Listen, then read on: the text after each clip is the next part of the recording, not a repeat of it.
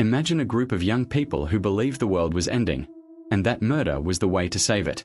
Imagine a man who never killed with his own hands, yet became one of the most infamous names in true crime history.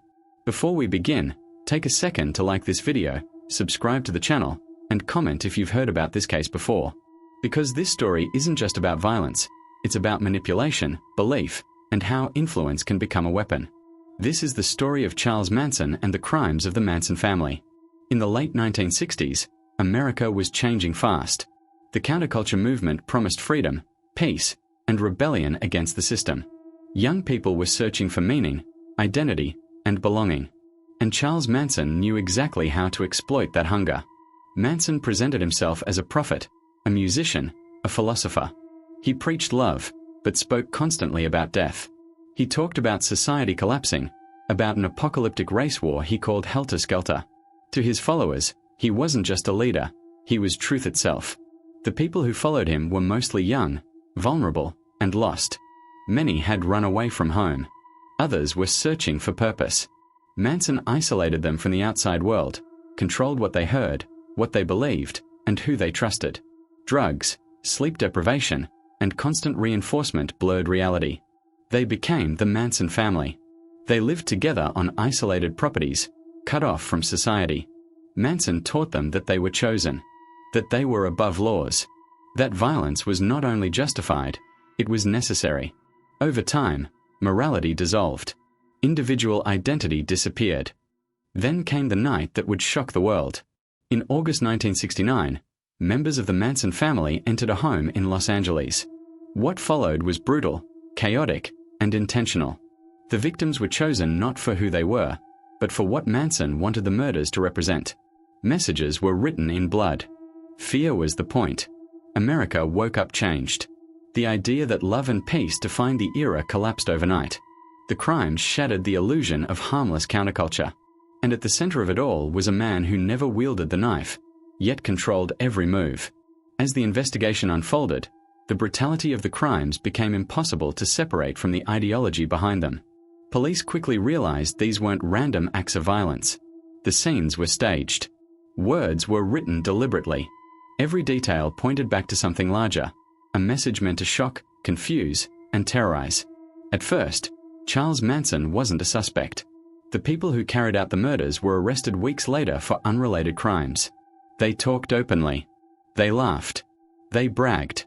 Slowly, investigators began to understand that these killers weren't acting on personal motives. They were acting on orders. Orders from Manson.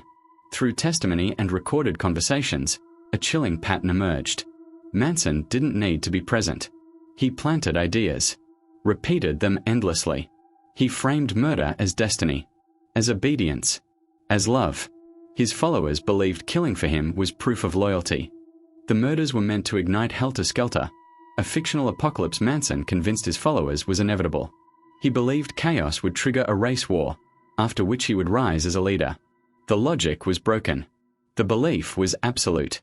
When Manson was finally arrested, he treated it like theater. In court, he carved an X into his forehead. Later, it became a swastika.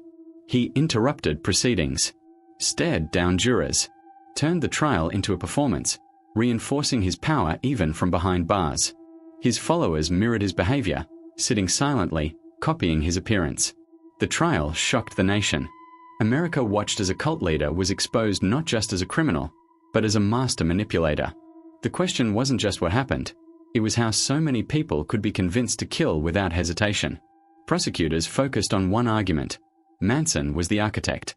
He selected targets, shaped motives, and convinced others that murder was destiny. Every crime traced back to his words. Former followers described life inside the family. Total obedience. No privacy. No independent thought. Manson controlled relationships, food, sleep, and identity. Loyalty was survival. Doubt was betrayal. The jury listened as witnesses explained how violence became normal, how killing felt inevitable, how Manson framed murder as a test of faith. These weren't hardened criminals when they met him. They were shaped. In 1971, the verdict was delivered. Charles Manson and several followers were found guilty of first-degree murder and conspiracy. They were initially sentenced to death. Later, California's death penalty was overturned, and the sentences were commuted to life in prison. Manson had lost his freedom, but not his voice. He continued to give interviews, to provoke, to influence. Even behind bars, he attracted attention, reinforcing the notoriety he craved. Outside the courtroom, the impact was immense. The idea that a man could command murder without direct participation challenged the legal system itself. Influence, it turned out, could be lethal. Even after the verdict, Manson remained a presence in American culture. Media coverage often blurred reporting and amplification. His name became shorthand for evil, while victims faded into the background. For families, there was no real peace. Anniversaries brought headlines. Retellings reopened wounds. Justice had been delivered legally, but emotionally, it never felt complete. The murders marked the end of an era. Innocence vanished. Trust in strangers faded. Charisma became suspect. Psychologists and law enforcement began studying cult behavior seriously for the first time. The final chapter of the Manson family story isn't about Charles Manson's death, it's about the damage that lived on. Manson died in prison in 2017, never expressing genuine remorse. But the influence he created didn't disappear with him. The case reshaped how manipulation, coercion, and conspiracy are understood. It proved that belief can be as deadly as a weapon. The victims were more than symbols. They were people whose lives mattered long before the world knew his name. And the lasting warning is simple. When people surrender their thinking, someone else will take it.